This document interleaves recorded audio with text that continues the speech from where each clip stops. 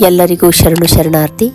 ಈ ದಿನ ನಾವು ಶಿವಶರಣ ಅನಾಮಿಕ ನಾಚಯ್ಯನವರ ವಚನವೊಂದರ ಭಾವಾರ್ಥದ ಬಗ್ಗೆ ನೋಡೋಣ. ಮರ್ಮವ ನುಡಿವರೆಂದು ಸಮನಿಸಲಾರೆ, ತಮ್ಮ ನಿಮ್ಮನ್ನೆತ್ತಿಕೊಂಡು ನೊಂದೆ, ತಮ್ಮ ನಿಮ್ಮನ್ನಿಳುಹಲಾರದೆ ನೊಂದೆ, ತಮ್ಮ ಅಗಮ್ಯ ನಾಚಯ್ಯ ಪ್ರಿಯ ಚನ್ನರಾಮೇಶ್ವರನ ನೆಮ್ಮಿ ತಮ್ಮನ ನಿಳುಹಿದೆ. ಈಗ ಈ ವಚನದ ಸಾರಾಂಶವನ್ನು ನೋಡೋಣ. ಈ ವಚನದಲ್ಲಿ ಶರಣ ಅನಾಮಿಕ ನಾಚಯ್ಯನವರು ಆತ್ಮ ಮತ್ತು ದೇಹದ ನಡುವಿನ ಸಂಬಂಧದ ಕುರಿತಾಗಿ ಹೇಳಿದ್ದಾರೆ.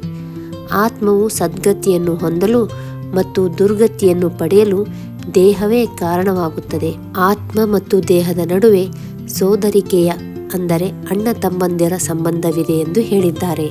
ದೇಹದ ಆಸೆಗಳು ಕಾಡುವಾಗ ನಾನೇಕೆ ಈ ದೇಹವನ್ನು ಹೊತ್ತುಕೊಂಡೆ ಎಂದು ಅನಿಸುತ್ತದೆ. ಹಾಗಂತ ದೇಹವನ್ನು ಬಿಡಲಾರ. ಆದರೆ ದೇವನಾದ ಚನ್ನರಾಮೇಶ್ವರನ ಅರಿವಿನಿಂದ ದೇಹದ ಅವಗುಣಗಳನ್ನು ಇಳುಹುತ್ತೇನೆ ಎಂದು ಅರ್ಥವತ್ತಾಗಿ ಶರಣ ನಾಚಯ್ಯನವರು ಹೇಳಿದ್ದಾರೆ. ಮತ್ತೋರ್ವ ಶಿವಶರಣರ ವಚನದೊಂದಿಗೆ ಮತ್ತೆ ಭೇಟಿಯಾಗೋಣ. ಅಲ್ಲಿಯವರೆಗೂ ನಮಸ್ಕಾರಗಳು.